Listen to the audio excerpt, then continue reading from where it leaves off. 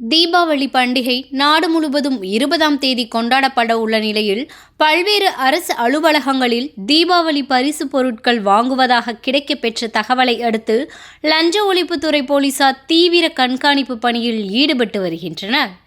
இந்த நிலையில் நெல்லை பொதுப்பணித்துறை சொற்பொறியாளர் அலுவலகத்தில் தீபாவளி வசூல் நடப்பதாக லஞ்ச ஒழிப்புத்துறை போலீசாருக்கு ஏடிஎஸ்பி மெக்கலரின் எக்ஸ்கால் தலைமையில் போலீசார் அதிரடி சோதனையில் ஈடுபட்டனர்.